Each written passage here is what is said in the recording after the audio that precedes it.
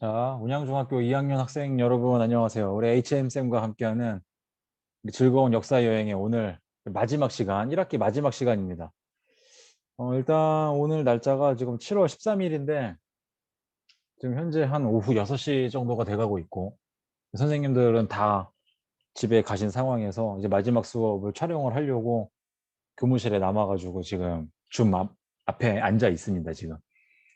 아마 이 부분까지 여러분한테 좀 여러분들에게 수업을 좀 해주고 마무리를 해야 조금 더 깔끔한 것 같아가지고 자, 이 부분 신학로 개척의 세 번째 시간으로 이 부분까지만 수업을 하고 뭐 1학기 수업 좀 깔끔하게 마무리하자 얘들아. 괜히 이것도 안 하고 넘어가면은 2학기에 들어가가지고 좀 애매할 것 같아. 자, 그러니까 여기 유럽의 경제적 변화부터 해가지고 내용 얼마 안 되거든. 세계적 교역망의 형성 이 부분까지 뭐 이번 시간에 좀 짧게 중요한 내용 위주로 해가지고 수업을 한번 진행을 한번 해보도록 하겠습니다. 자, 그리고 요 수업이 끝나고 나서 이제 뭐 엄청난 그 뭐라 그래야 될까? 이벤트? 뭐 이런 게 좀 있으니까 자, 그런 것들도 좀 기대를 하면서 이제 마지막까지 좀 마지막에 끝을 또 잘 맺어야 되니까 수업을 한번 진행을 한번 해보도록 하겠습니다. 자, 우리 지난 시간에 여기 아메리카 문명이 어떻게 파괴가 됐는지 그리고 아메리카 문명이 다양한 원인으로 파괴되어 가는 그 다양한 원인과 그리고 이로 인한 결과 이 부분까지 살펴봤는데 우리 이번 시간에는 이제 이 아메리카 문명의 그 인구가 엄청나게 급격하게 감소하게 되면서 어떻게 보면 그 이후에 일어났던 그런 유럽의 여러 가지 변화들 이런 것들을 한번 살펴보도록 하겠습니다. 학습지는 75페이지 학습지가 되겠고요. 75페이지 3번부터 살펴보면 되겠습니다.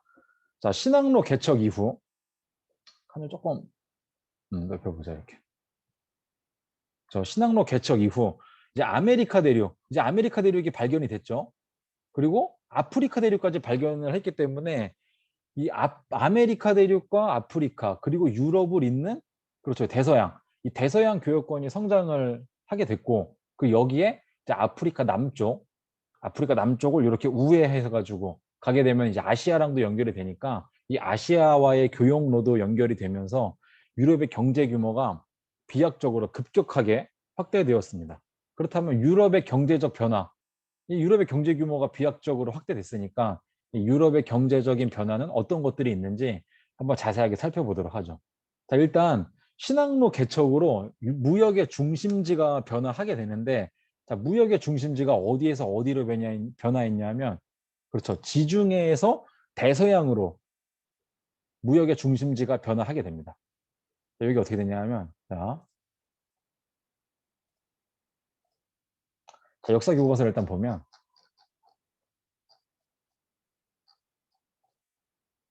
자, 이 부분 한번 볼게요. 이 부분.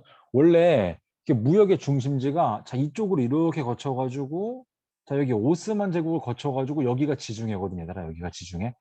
지중해 이쪽 무역에서 여기가 막 발달했었는데 이 어떻게 보면 이제는 이 지중해 무역이 쇠퇴를 하게 되고 자, 신항로를 개척하게 되면서 막 아메리카랑 아프리카 뭐 이런 데랑 교역을 하니까 자, 이 대서양으로 무역의 중심지가 변해 갔다라는 거죠.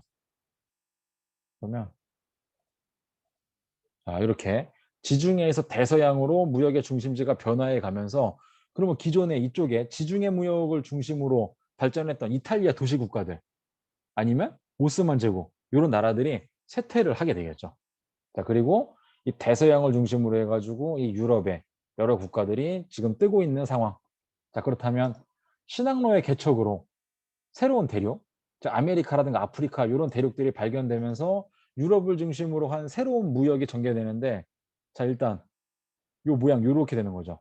유럽에서 아프리카로 이렇게 가고 아프리카에서 아메리카로 이렇게 오고 그리고 아메리카에서 유럽으로 이렇게 요 세 나라가 마치 삼각형 같은 무역을 했다라고 해서 자, 이게 뭘까요? 그렇죠. 유럽, 아프리카, 아메리카를 잇는 삼각 무역이 전개된다. 자, 삼각 무역이라는 개념 중요하니까 여러분들이 잘 정리해 두기 바랍니다. 자, 그렇다면 요 삼각 무역에 대한 여기 안에 있는 뭐 자세한 내용들 이걸 일단 좀 다뤄보자. 자, 일단 유럽에서 자, 아프리카로 총이라든가 직물, 이 직물이라는 건 얘들아 이거 옷이야, 옷. 옷감 같은 거, 이런 것들이 요 아프리카로 건너갑니다. 아프리카로 건너가요. 그래서 아프리카에서 왜냐하면 이때 당시에 여러분 이 아메리카에 여기 흑인 아프리카에서 아메리카로 흑인 노예가 이렇게 가게 되는데 여러분 여기 위에서 그런 얘기 했잖아. 이 아메리카 원주민의 인구가 급격하게 감소를 했기 때문에 이 아메리카의 당시에 뭐 사탕수수 대농장이라든가 뭐 담배 대농장이라든가 아니면 은광이라든가 이쪽에 투입될 많은 인원들이 없어지게 되는 거지. 그러니까 이 아프리카에서 이 유럽인들이 흑인 노예를 사가지고 와가지고 이 아메리카의 대농장에 흑인 노예를 투입을 해가지고 막 또 연락에 또 일을 시키는 거고. 자, 그러면서 이 아메리카에서 사탕수수 농장에서 설탕 같은 게 재배가 되니까 이 설탕이라든가 아니면 담배 농장에서 담배 이런 것들이 이렇게 유럽으로 건너가게 되는 자, 그런 상황. 그러니까 아프리카에서 흑인 노예를 가져다가 이 흑인 노예로 아메리카에서 일을 엄청나게 시켜가지고 아메리카에서 유럽으로 설탕과 담배가 이렇게 흘러 들어가는 그런 상황. 요 무역이 뭐다? 그쵸, 여기 삼각무역. 자, 그러면 자, 유럽 교역망의 확장과 아메리카 은행 유통이라고 해서 여기 좀 다른 교과서에 있는 자료를 가져와 봤는데 자, 원래는 얘들아 이렇게 됐었잖아. 이 아시아에서 자, 오스만 제국으로 이렇게 갔다가 그러니까 이렇게 갔다가 또 오스만 제국에서 지중해를 통해 가지고 유럽으로 이렇게 갔던 거였지. 그러니까 이런 식으로 와서 여기 오스만 제국에서 자, 이렇게 유럽으로 건너갔던 거에서 이제는 그렇죠. 오스만 제국의 무역이 쇠퇴하게 되면서 이제는 이렇게 유럽, 아프리카, 아메리카 이렇게 삼각형의 무역으로 이렇게 전개가 되는 요 무역이 발달했는데 그러면 요 기역에 들어갈 알맞은 무역의 형태는 뭐다? 그렇죠. 삼각무역이라고 쓰면 되겠죠. 자, 요 자료에 보면은 여기 남아메리카에 여기 포토시 은광 이런 거 좀 동그라미처럼 넣는 게 좋겠다 얘들아. 포토시 은광. 요 포토시 은광. 요 포토시 은광에서 엄청난 은이 캐져가지고 자, 요게 다시 유럽으로 흘러 들어가게 되면서 어떤 에스파냐의 발전 이런 거에 또 영향을 줬다라 그러고 여기도 나와 있지만 이 엄청나게 많은 금이랑 은 같은 것들이 유럽으로 흘러가면서 유럽의 물가가 갑작스럽게 막 3배씩 막 뛰게 되는 그런 현상 같은 것들이 일어나게 되거든요, 얘들아. 그럼 그런 것들도 조금 이따가 보게 될 건데 자, 일단은 그러면 이 삼각 무역의 자세한 내용을 다시 한번 정리를 해보면 자, 유럽인들이 아프리카에 자, 공산품, 총직물과 같은 어떤 공업으로 생산되는 물품 이런 뜻인데 자, 이런 것들을 제공하게 됩니다. 요거 좀 추가로 좀 얘기해 주자. 그러면 얘들아 봐봐. 유럽에서 아프리카로 총 그리고 뭐 옷 이런 것들이 가는데 여기 아프리카에서 당시에 유럽인들이 이 흑인 노예를 샀었어. 흑인 노예를 샀는데 이때 아프리카의 비극이 뭐가 있냐면 이때 당시에 이 아프리카의 부족들이 어떻게 보면 서로 잘 지내고 있다가 이 유럽인들이 건너오고 이 유럽인들이 아프리카 노예들을 막 사가고 막 이러면서 이 아프리카 부족들이 막 총을 막 샀던 거야, 얘들아. 유럽인들을 통해 가지고. 그러니까 총을 막 사가지고 오히려 아프리카인이 아프리카를 좀 이렇게 총으로 막 위협을 해가지고 그 노예들을 유럽인들에게 팔아 넘기는 그런 참 아프리카의 비극도 일어나게 되는 거예요. 그러니까 여기서 이렇게 총 같은 것들이 많이 건너가게 되는 거지. 그러니까 아프리카인들이 막 총을 통해 가지고 옆에 마을에 가가지고 야, 막 총으로 막 위협해 가지고 옆 마을의 그런 흑인들을 유럽인들에게 팔아 넘겼다. 그런 비극, 그런 비극들. 자, 그러다 보니까 아프리카의 자 노예가 이제 아메리카의 대농장에 공급이 되게 되는 거지. 자, 여기 보면 이렇게 흑인 노예가. 그래서 이 아메리카의 또 사탕수수 농장이라든가 담배 농장이라든가 막 이런 데서 막 열심히 일을 해가지고 이 설탕이라든가 담배가 유럽으로 이렇게 흘러 들어갔다. 그러니까 아메리카의 생산 작물, 즉 담배라든가 설탕 이런 것들이 유럽에 판매가 됐던 요 무역을 뭐라 그런다? 그렇죠. 이걸 삼각 무역이라고 한다라는 거죠. 중요한 내용이니까 잘 정리해두기 바랍니다. 자, 그렇다면 조금 슬픈 얘기를 한번 계속 한번 해보자. 자, 신항로 개척 이후에 이 아메리카 원주민의 인구가 급감하게 됩니다. 그러니까 이제 아메리카 농장에서 일할 수 있는 사람이 없어지다 보니까 유럽인들이 이제 아프리카에서 흑인 노예를 사가지고 와가지고 데려와서 아메리카의 대농장에 투입을 하게 되는 거예요. 그래서 유럽의 노예 상인들은 마치 책꽂이에 책을 꽂듯이 배에다가 한가득 노예를 싣고선 아프리카에서 아메리카로 수천 킬로미터를 항해를 하는 거야. 그러면서 노예를 실어다 날른 건데 얘들아 요게 노예 무역선이거든. 요게 이제 1층, 2층으로 이제 나눠져 있는 건데 여기 보면은 봐봐. 이렇게 흑인 노예들을 정말 책꽂이에 책을 꽂듯이 정말 빽빽하게 이렇게 실었던 거야, 얘들아. 이렇게 실은 거. 여기 영어를 잘 한번 읽어보면은 이제 어떻게 해야 이 아프리카의 노예들을 빼곡히 꽂아 넣을 수 있는지에 대한 그런 자세한 내용들이 나와 있어요. 이게 무려 한 480여 명 정도 이렇게 싣게 되는 건데, 자, 얘들아, 이렇게 싣고 가는 도중에 이제 많은 노예들이 죽어. 어. 이 얼마나 참 힘들었을 거야. 그치? 그러니까 이게 싣고 가는 도중에 뭐 여러 가지 이유로 이미 많은 노예들이 죽어나가고 살아서 아메리카에 도착한 흑인 노예들은 또 가혹한 노동에, 대농장 노동에 시달리기도 했었던 이런 비극들. 자, 그러면 얘들아, 이처럼 이 삼각무역, 이 유럽의 발전에 영향을 미쳤던 이 삼각무역은 이 아메리카 원주민과 그리고 아프리카 노예의 엄청난 희생을 토대로 한 것이었죠. 즉, 유럽의 발전은 이 아메리카와 아프리카라는 두 대륙의 주민들의 엄청난 희생을 대가로 만들어졌다는 것을 여러분들 꼭 기억했으면 합니다. 이 유럽의 발전은 아메리카와 아프리카의 엄청난 피와 땀과 눈물에 의해 만들어졌다는 거. 기억해야 돼. 아, 유럽의 발전. 아, 이런 아픈 그런 배경이 있구나라는 거를 좀 기억을 하기 바랍니다. 자, 그리고 있잖아. 이 삼각 무역의 과정에서 이 아메리카와의 그런 무역이 활발해지고 이랬다 그랬잖아. 그러니까 이때 당시에 이 아메리카 대륙의 농작물이 유럽에 전해지기도 했습니다. 그럼 어떤 농작물들이 유럽에 전해졌냐 하면은 일단 고구마, 호박, 자, 그리고 여러분들이 절대 펴서는 안 될 담배, 그리고 토마토, 그리고 굉장히 중요한 자, 감자, 옥수수, 고추 등 정말 많은 이런 것들이 아메리카를 통해서 유럽으로 전달이 됩니다. 그러면 요게 여기에 써져 있는 요 고구마, 호박, 담배, 토마토, 감자, 옥수수, 고추 등 이런 것들은 다 아메리카에서 생산이 됐기 때문에 이전까지는 유럽인들이 먹을 수 없었던 거였지. 자, 얘들아 요거 있잖아. 이 아메리카 대륙에서 유럽으로 전해진 농작물을 고호담토 가목고. 그 한 글자씩 딴 거거든. 좀 요렇게 기억을 하자. 고호담토 가목고. 고구마, 호박, 담배, 토마토, 감자, 옥수수, 고추. 요걸 있잖아. 요렇게 기억을 하면 좋아. 혹시 고흐라는 화가 아니 얘들아? 고흐? 굉장히 유명한 화가인데 이 빈센트 반 고흐. 이 사람이야, 이 사람. 이 사람. 이 사람. 이 사람. 좀 독특하게 생긴 화가인데 이 천재 화가인데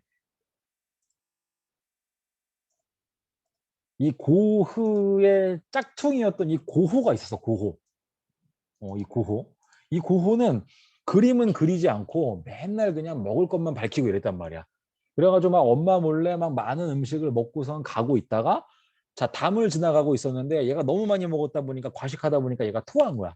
근데 얼마나 토를 많이 했으면은 너무 토를 많이 해가지고 얘가 감옥으로 고한 거야. 감옥으로 간 거야. 그래서 고호, 담토, 감옥고 이렇게 기억하세요. 아, 고호가 많이 먹어가지고 담에다가 토를 하고 감옥으로 고했다.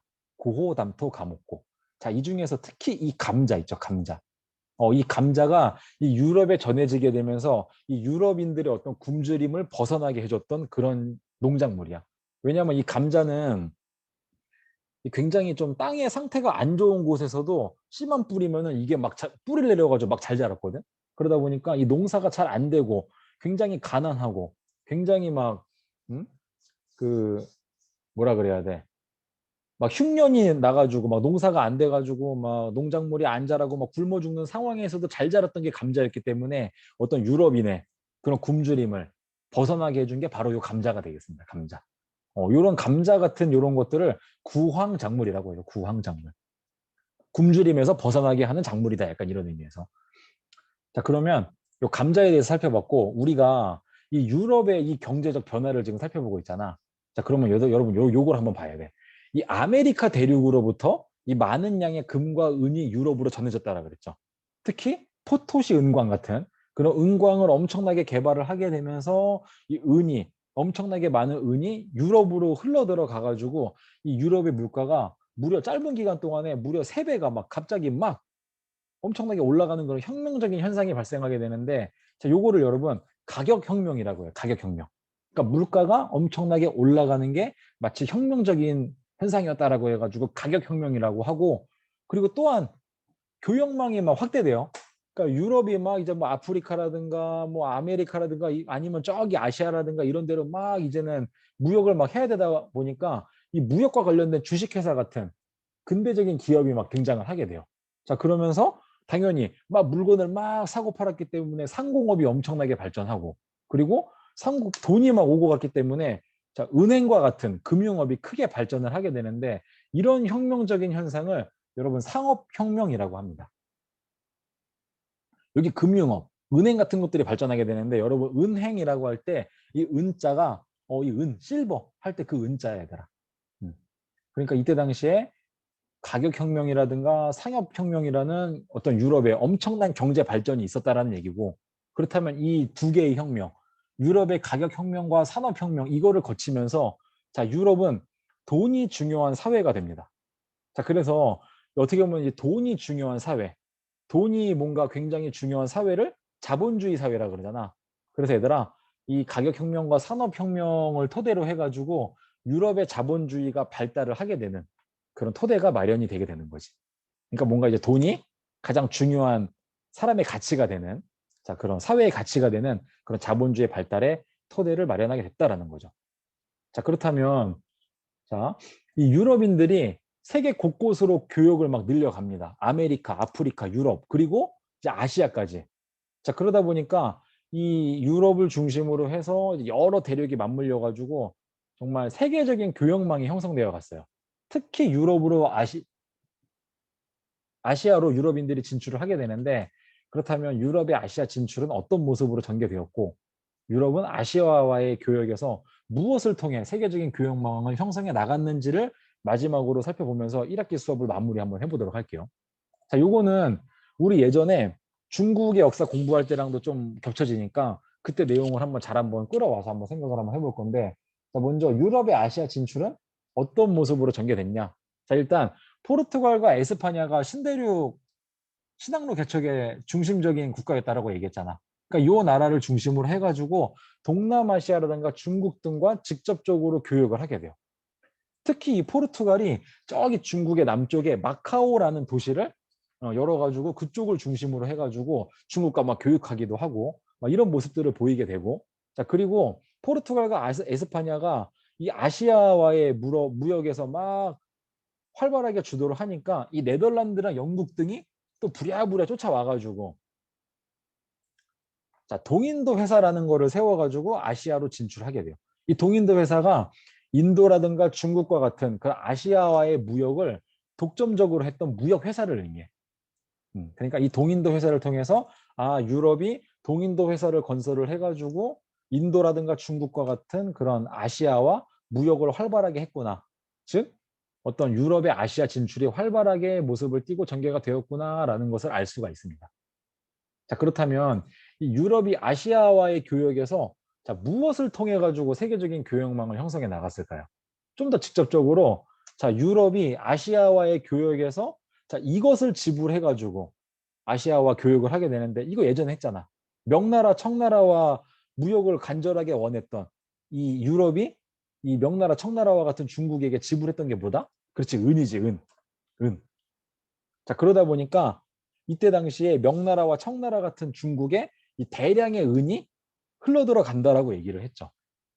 자, 그러면 이 은을 중심으로 해가지고 유럽과 아시아와의 교역이 점점 더 활발해지고, 그러면서 세계적인 교역망이 형성이 돼가면서 자, 유럽이 어떻게 보면 이제는 서쪽 세력이지, 유럽이. 서쪽 세력이 자, 동쪽, 즉 동양, 즉 중국이라든가 인도 같은 곳으로 점점점 들어오게 되는. 그래서 여러분 이 신항로가 개척이 되면서 자, 이제 역사는 서세 동점의 시대로 흘러가게 되는 거야. 자, 서양 세력이 동양을 점령하는 시대다 이런 뜻인데, 여러분 요게 그래서 이 신항로 개척 이후에 서양이 세계 역사의 중심으로 막 떠오르게 되면서 나중에 결국에는 중국이라든가 아니면 인도라든가 아니면 일본이라든가 아니면 우리나라라든가 이런 동양으로 점령에 들어오는 시대가 이후에 펼쳐지게 되는데, 이 신항로 개척이 그러면 요 서세 동점 시대의 시작을 알리는 그런 신호탄이 된다라고 볼 수가 있겠죠. 자, 그런 영향을 미쳤던 게 바로 이 유럽의 이 신항로 개척이 되겠습니다. 자, 그러면 이번 시간에는 자, 무려 3시간에 걸쳐 가지고 이 신학로 개척의 역사에 대해서 배웠는데, 자, 요 신학로 개척의 역사를 우리가 마무리 한번 해보도록 하고, 우리가 그러면 요 다음번에 이제 2학기 개학을 하게 되면 절대 왕정, 유럽의 절대 왕정에 대해서 배워볼 겁니다. 그리고 여러분들 2학기 때도 계속 세계 역사를 계속 배우는 거야. 일단 당분간은 좀 유럽의 역사를 중심으로 좀 배우다가 나중에 이제 3학년이 여러분들이 되면 3학년에 올라가서 이제 한국의 역사를 배울 겁니다. 자, 그러면 우리 이번 시간은 일단 여기까지 마무리하도록 하고, 또 마지막 시간이잖아. 이제 마지막 시간이니까 선생님이 또 영상을 좀 하나 더 찍어서 올렸습니다.